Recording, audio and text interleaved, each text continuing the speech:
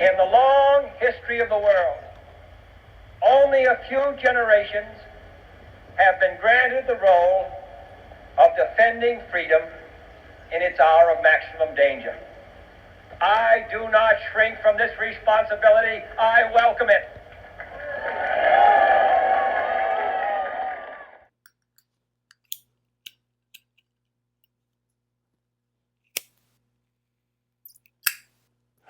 Look at them, the citizens of this American experiment.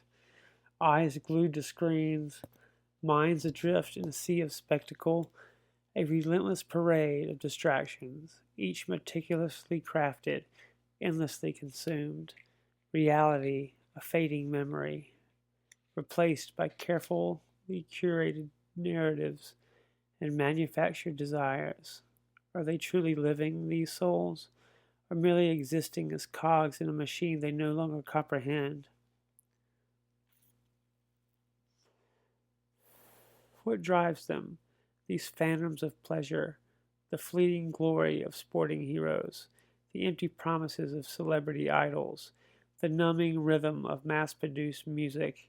Are these merely harmless diversions, innocent escapes from the mundane? Or do they serve a darker purpose? A deliberate strategy, a carefully constructed cage, a means of keeping the masses content, compliant, and blissfully ignorant of the forces that truly shape their lives?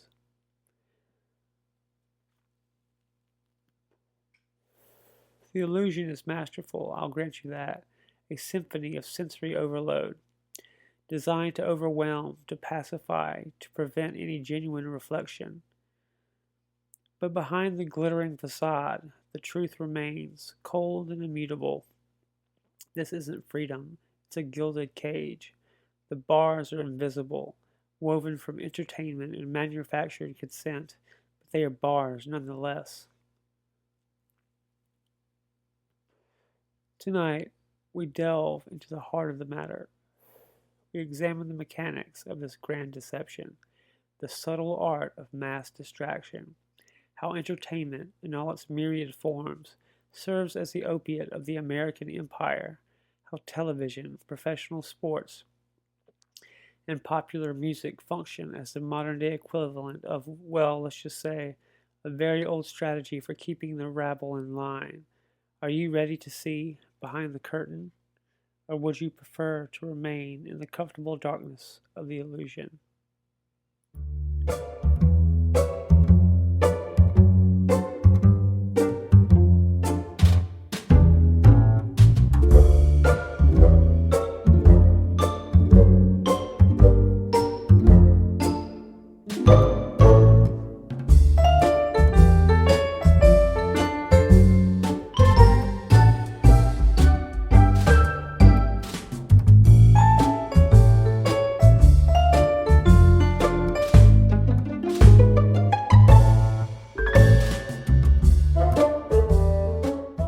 Thanks for being here with me today. This is Musings of a Cigarette Smoking Man. I'm Stephen Leake. Bread and circuses, they called it in Rome. Well, the circuses are obvious enough in this American experiment, but what of the bread? What sustains the masses, keeps them docile, prevents them from storming the gates? It's far more insidious than mere sustenance, my friends. We're not talking about government cheese and food stamps, though those certainly play their part. No, the bread of the American empire is far more pervasive, far more alluring. It's the illusion of endless choice and the cheap thrills of consumerism, the readily available dopamine hits that keep the masses pacified. Consider the aisles of your local supermarket, a dizzying array of products, each promising a slightly different flavor, a slightly enhanced experience. Rows upon rows of sugary cereals, processed snacks, and brightly colored beverages. Cheap calories, designed to be addictive, to bypass any semblance of nutritional value. It's not nourishment, it's just filler. Then there's the allure of cheap material goods, disposable everything, manufactured in some far-off land by exploited labor. clothes that fall apart after a few washes, electronics that become obsolete in a year, furniture that crumbles under the slightest pressure. Quantity over quality, disposability over durability, designed to be consumed and discarded, fueling the endless cycle of production and consumption. And let's not forget the ubiquity of fast food, drive-through windows on every corner, promising instant gratification at a bargain price. Burgers, fries, and sugary drinks, engineered to be as addictive as possible, a constant assault on the senses, a slow march towards obesity and ill health. But who cares? It's cheap, it's easy, and it numbs the pain of existence, if only for a moment.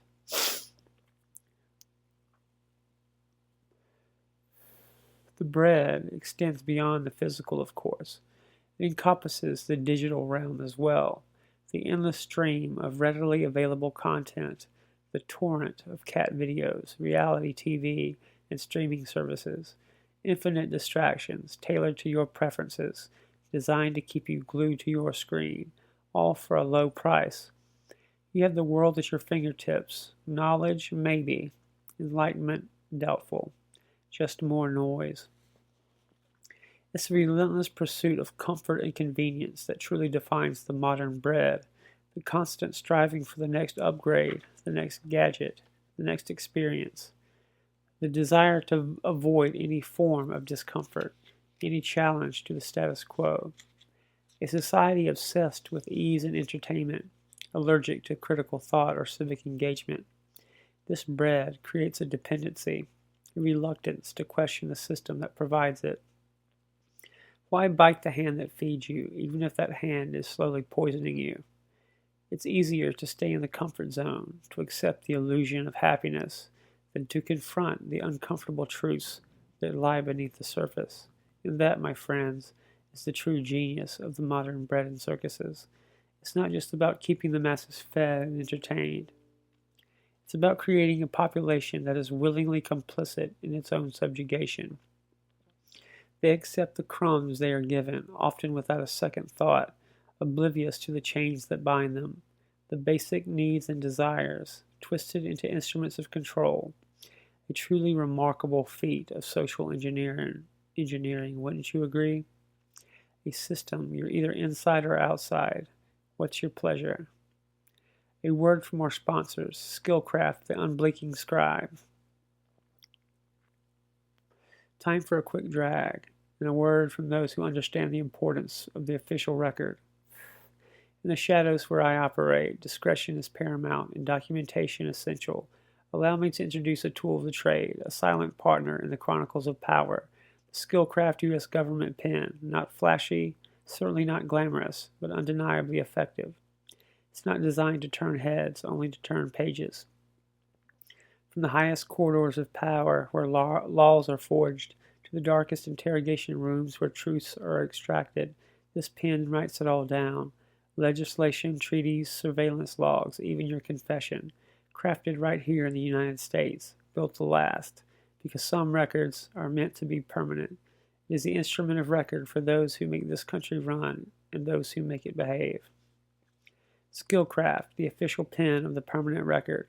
Make sure your story is written correctly, or at least legibly, because in the grand narrative, legibility can be just as important as truth.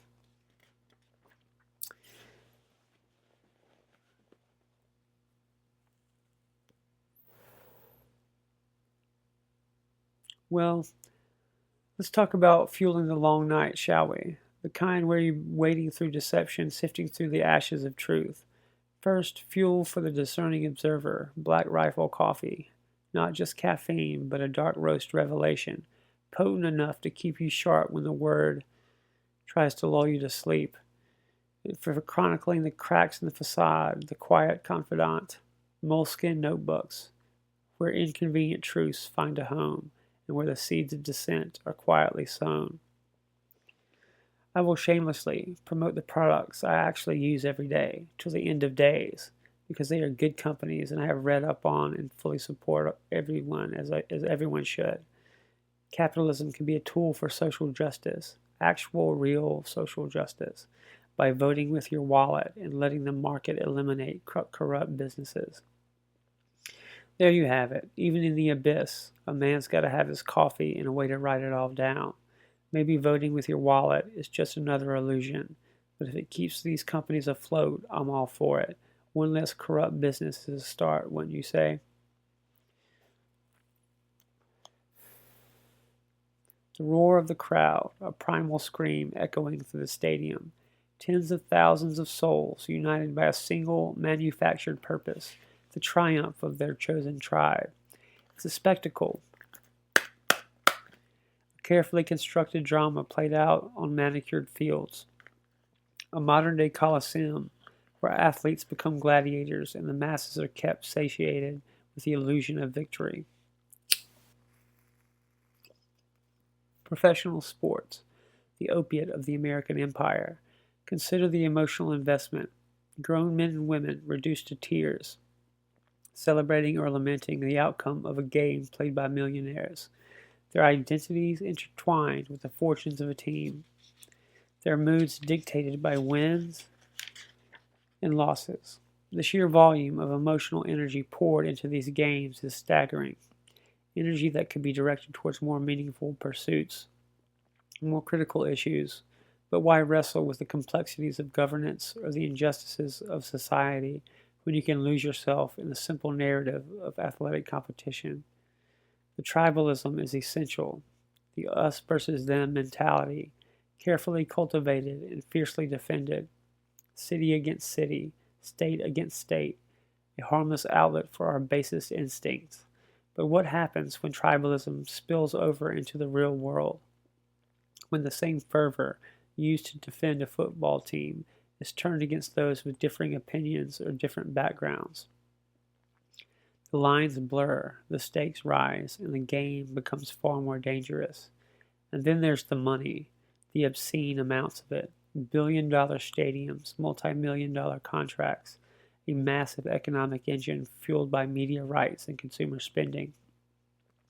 Endorsement deals, merchandise sales, fantasy leagues, a constant barrage of consumerism and commercialism designed to extract every last dollar from the pockets of the faithful. Think about it. We're paying to be distracted, paying to be entertained, paying to remain blissfully ignorant of the forces that truly control our lives.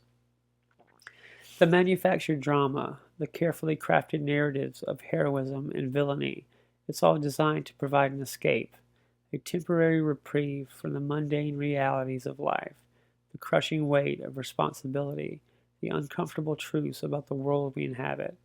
Why grapple with the complexities of poverty, inequality, or political corruption when you can cheer for a quarterback throwing a touchdown pass?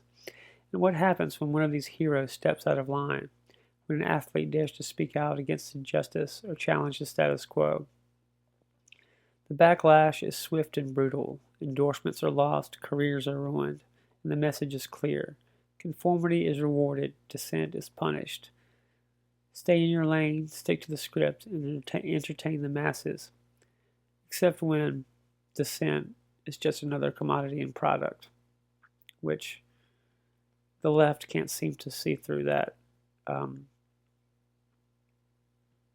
trope yet.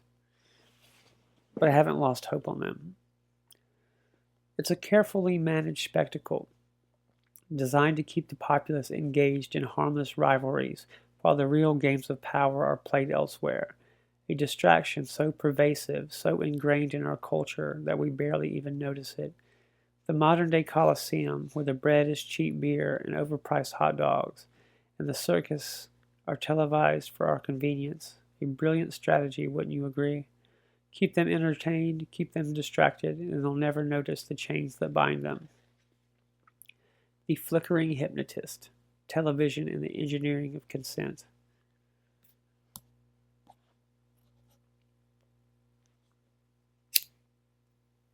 The flickering screen, a mesmerizing portal, promising escape, connection, knowledge. But what if I told you that this window to the world is in fact a carefully crafted lens, distorting your perception, shaping your desires, and ultimately engineering your consent? From the humble cathode ray tube to the sprawling landscapes of streaming platforms, television has always been more than just entertainment. It's a powerful tool. wielded by those who understand the subtle art of mass manipulation. Consider the evolution, the early days of broadcast television, a handful of channels dictating the national narrative, families gathered around the set, absorbing the same sanitized sitcoms, the same carefully curated news reports, a shared experience, a collective consciousness, meticulously managed. The agenda was overt: reinforce traditional values, promote consumerism, glorify the American dream. The reality distortion field. And then came reality TV, a genre seemingly born of the people, offering a glimpse into the quote-unquote real lives of ordinary individuals. But scratch the surface and you'll find a meticulously constructed facade. Scripted conflicts, manufactured drama, and carefully selected personalities, all designed to titillate and distract. The message is clear. Life is a competition. Fame is the ultimate goal, and superficiality reigns supreme. And I do not believe for a second that reality TV is actually what people want. It's a caricature. It's them making fun of Americans, in my opinion, and giving them shit.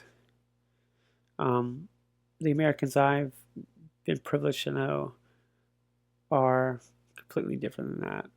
And even if you do like reality TV, it's been so manufactured and pushed down our throats because of the expense of writers and the writers' strike and things like that, that they're going to, and it's so cheap and effective, they're going to push that business model as hard as they can.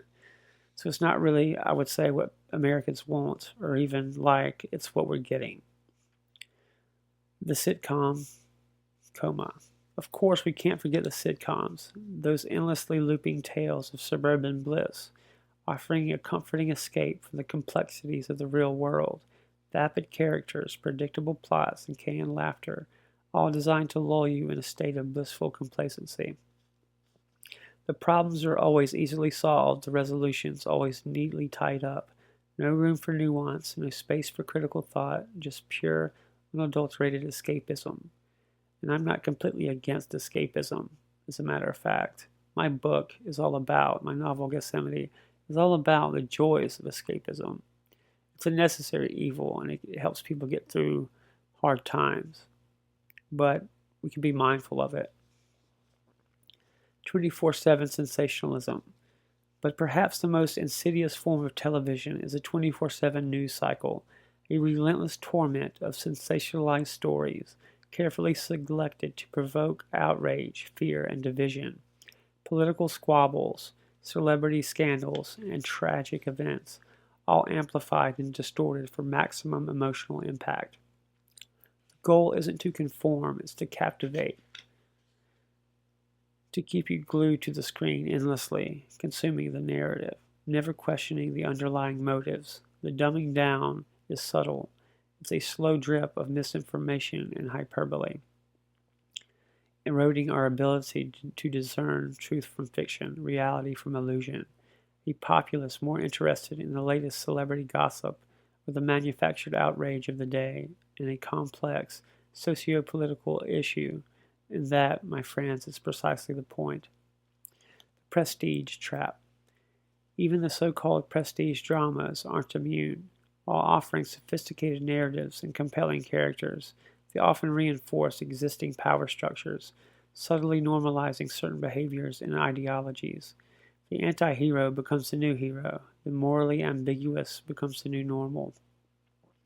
And the audience, captivated by the compelling storytelling, fails to recognize the underlying agenda.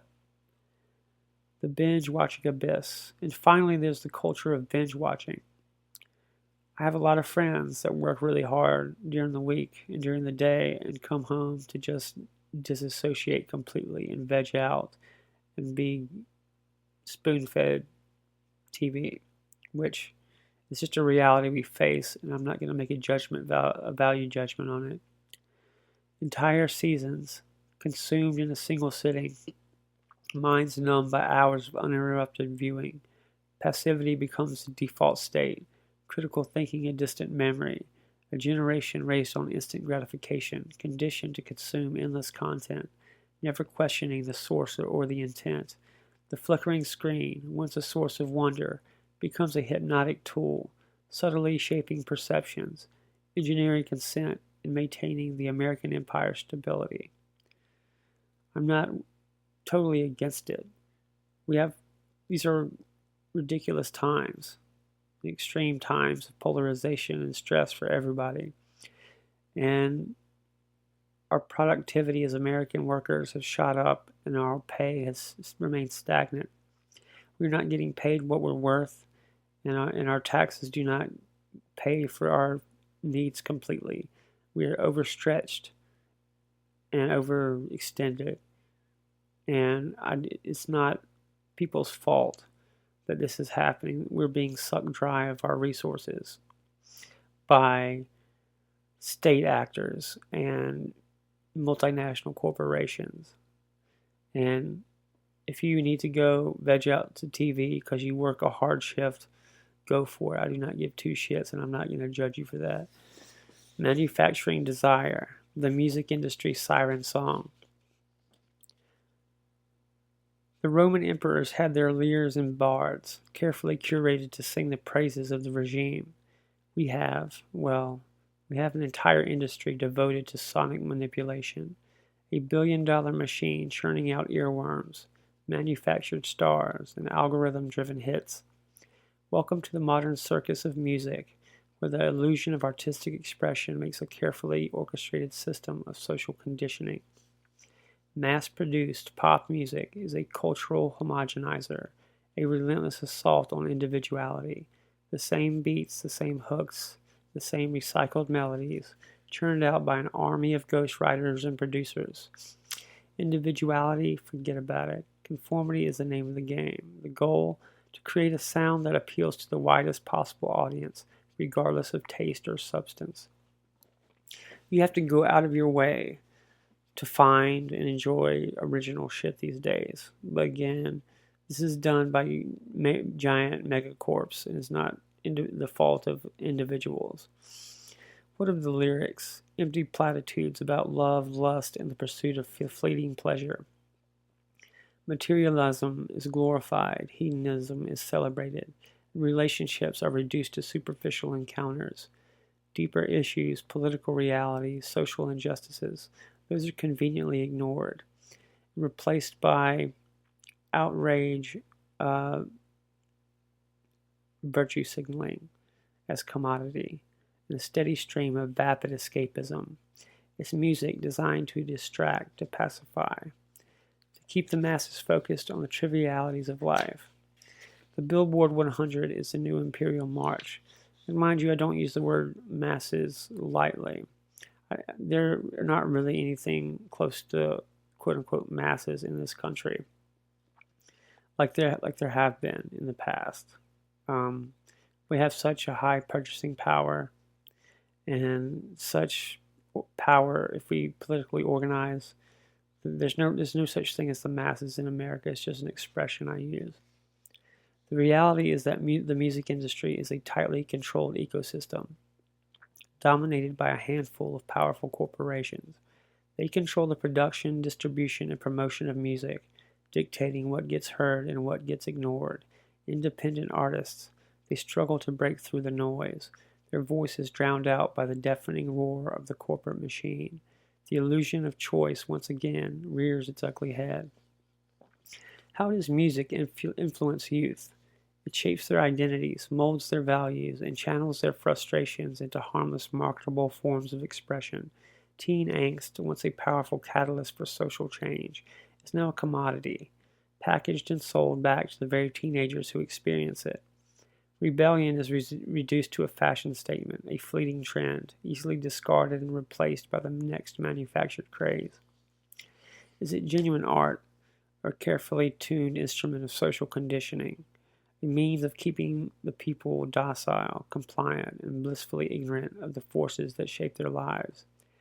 The answer, my friends, is as complex and dissonant as a poorly mixed pop song. It's a bit of both, a delicate balance between artistic expression and corporate control. a siren song luring us towards the rocks of conformity while promising the illusion of freedom. Hollywood's dream factory, weaving the imperial narrative.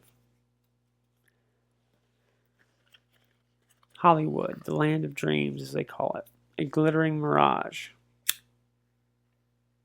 shimmering in the California sun. But behind the glamour, behind the carefully crafted images, lies a far more insidious reality. A dream factory, yes, but one that manufactures consent, normalizing the status quo, and subtly reinforcing the ideals of the American empire.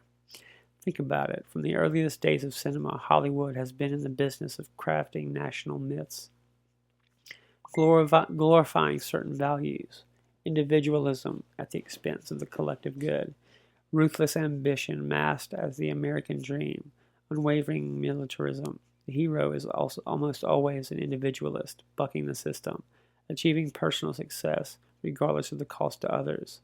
A subtle but pervasive message. Personal gain trumps collective well-being, although there's a place for that. The most in danger minority that exists is the individual, and we have to make sure that individual rights are taken care of before we start talking about macro patterns and social truths. Consider the war movies, countless tales of bravery and sacrifice, glorifying military might and demonizing foreign enemies. The message is clear. America is the global protector, the defender of freedom, always righteous, always justified. Nuance, complexity, rarely. Just a simple narrative of good versus evil, with America always on the side of the angels. And then there are the superhero sagas. Gods and monsters battling for the fate of the world, conveniently distracting from the real-world problems we face every day. Escapism at its finest, or perhaps its most insidious. Why engage with complex issues when you can lose yourself in a fantasy where good always triumphs over evil with a few superpowers? The entertainment industrial complex, a seamless integration of Hollywood, the media, and government agendas, funding, influence, and subtle coercion, shaping the narratives that reach the masses, a constant reinforcement of the American empire, its values, and its dominance.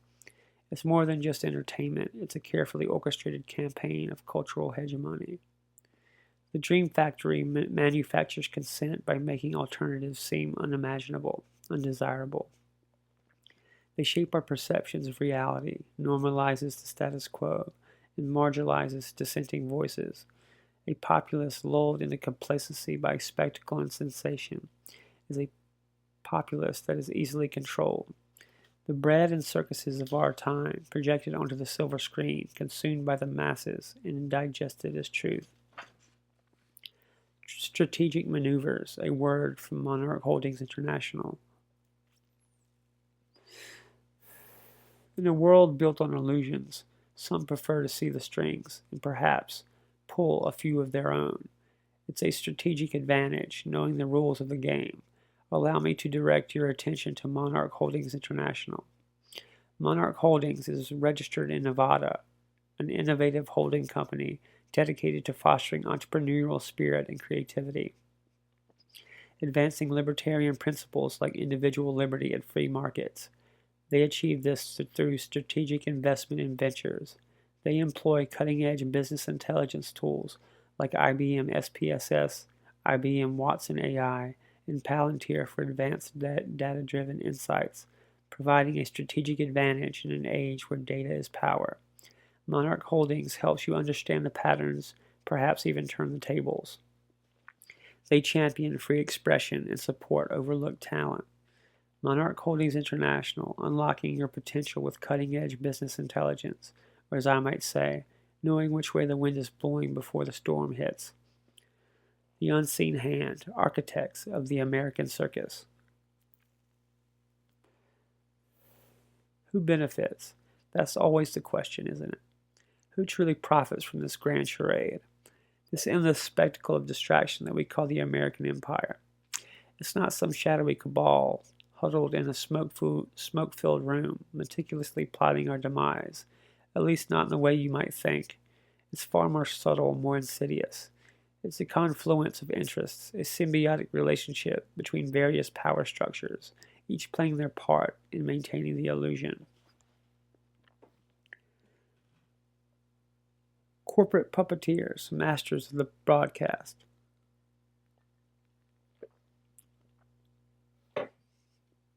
First, consider the corporate behemoths, the media conglomerates, the entertainment giants, the consumer goods companies. They are the primary beneficiaries of our collective distraction. They own the airwaves, control the narratives, and flood our senses with a constant barrage of advertising. They profit from our desires, our insecurities, and our insatiable appetite for entertainment. Think of the media landscape, a handful of corporations controlling the vast majority of what we see, hear, and read. They dictate the news, shape public opinion, and filter out any dissenting voices. They promote the narratives that serve their interests, and they suppress the ones that don't. What they report matters as much as what they don't report. Then there are the consumer goods companies, the architects of our manufactured desires. They create the products, the brands, the lifestyles that we aspire to. They convince us that we need things we don't, that our worth is measured by what we own. They fuel the endless cycle of consumption that keeps the economy humming along and the people distracted from more pressing matters. The political establishment, shepherds of the flock. And what of the political establishment? They benefit from a docile and manageable populace too. Population more concerned with celebrity gossip and sporting events than with political reform or social justice, or turning politics into a theater and a show and reality TV itself. A population that trusts in authority and accepts the status quo, that doesn't ask too many questions. Politicians understand the power of entertainment, the ability to sway public opinion with carefully crafted sound bites and emotionally charged images. They use television, social media, and even professional sports to connect with voters, to project an image of competence and trustworthiness. They know that a well-placed photo op at a baseball game can be more effective than 1,000 policy papers. The elusive elite, architects of the system. Finally, there's the broader elite, those who occupy the highest echelons of power and influence, the wealthy, the well-connected, the decision-makers, who shape the policies that govern our lives. They may not be consciously orchestrating the bread and circuses, but they certainly benefit from the system. They enjoy the fruits of our labor, the comforts of their privileged existence, while the people remain distracted by trivial pursuits. How do these architects ensure the circuses remain alluring and the bread sufficiently satisfying? By constantly innovating, by adapting to the changing tastes and preferences of the people, by creating new forms of entertainment, new products, new distractions to keep us engaged, by subtly reinforcing the illusions that we are free, that we are in control of our own destinies, while gently guiding us down the path they have chosen.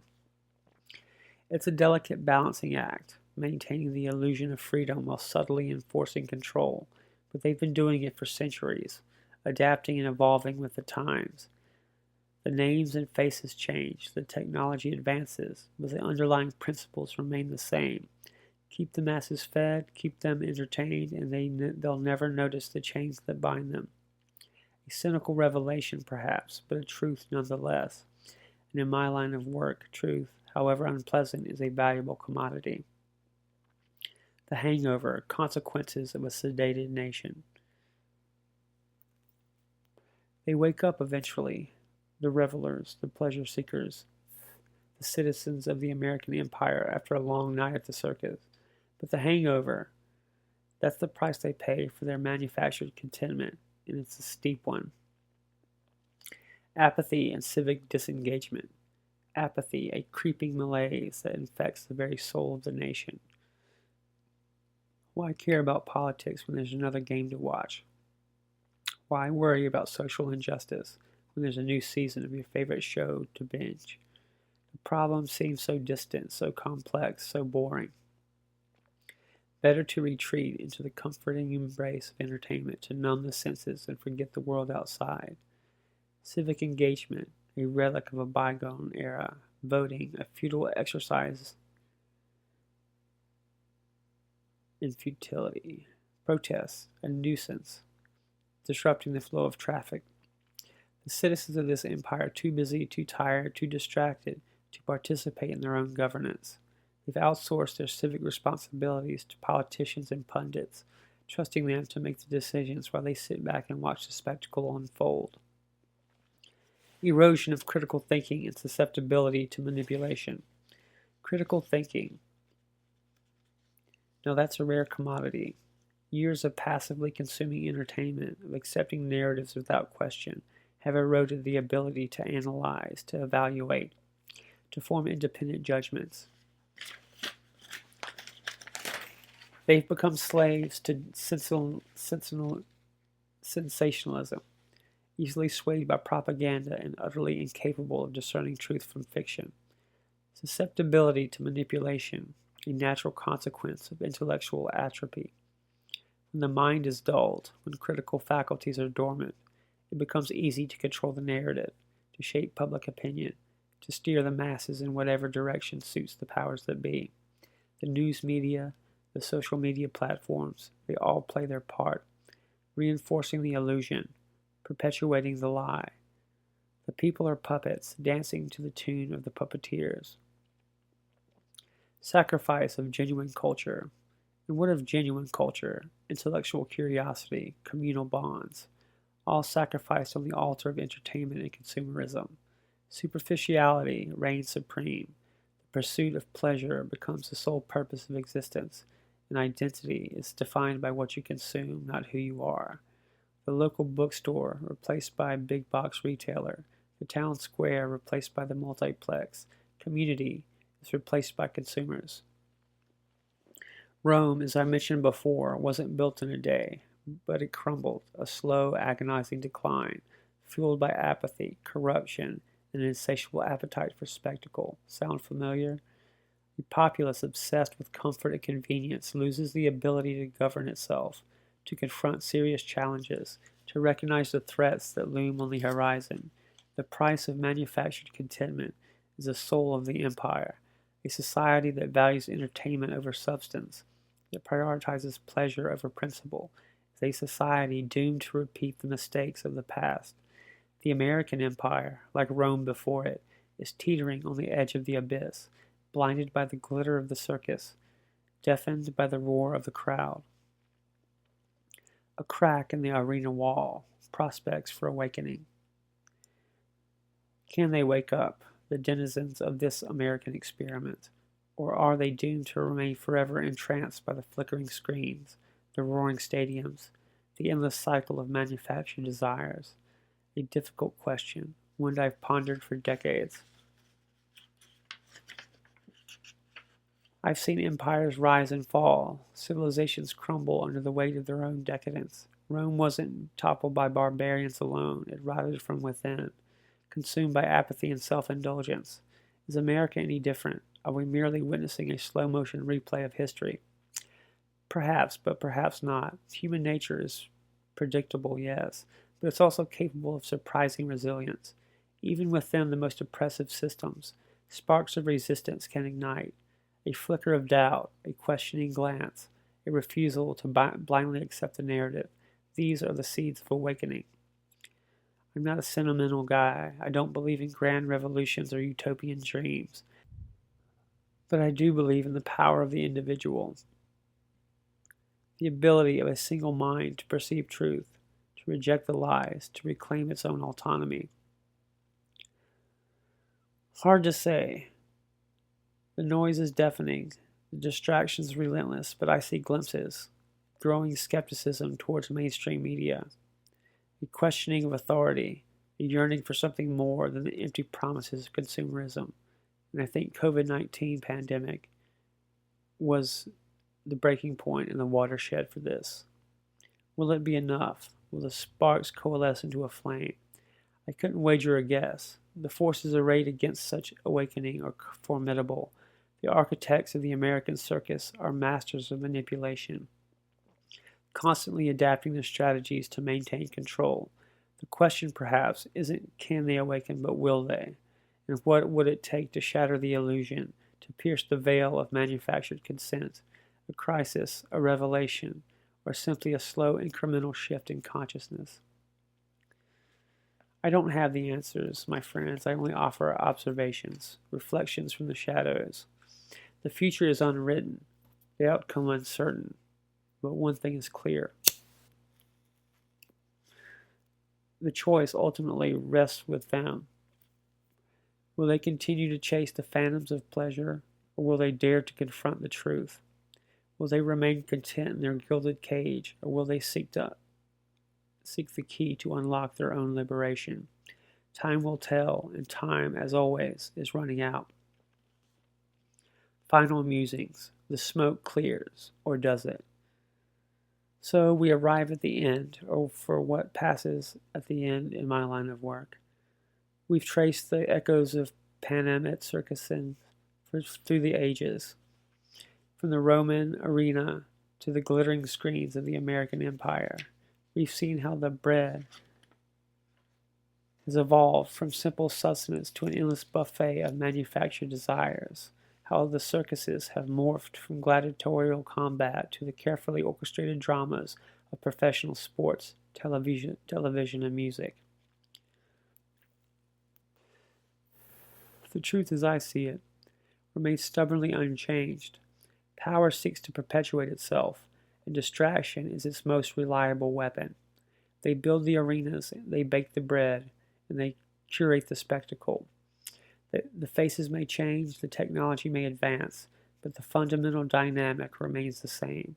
A small elite controlling the narrative, while the masses remain enthralled by the illusion. The American empire, for all its talk of freedom and democracy, is as susceptible to this ancient trap as any civilization that came before it, perhaps even more so. The sheer scale of its distractions, the relentless assault on the senses, the sophisticated techniques of mass manipulation. It's a marvel of social engineering, a testament to human ingenuity, twisted to serve the basis of instincts. Have we offered any solutions, any hope for escape from this gilded cage? I'm not in the business of offering false promises. There are no easy answers, no simple solutions. The struggle between power and the people is an ongoing, perhaps eternal dance. Perhaps the best we can hope for is a flicker of awareness, a moment of clarity amidst the chaos, a recognition of the chains that bind us, even as we revel in the spectacle, a willingness to question the narratives we're fed, to resist the urge to simply consume. They build the arenas, they bake the bread. The show, it seems, must always go on. Until next time, try not to enjoy the spectacle too much. I'm the Cigarette Smoking Man. Thank you for being with me tonight.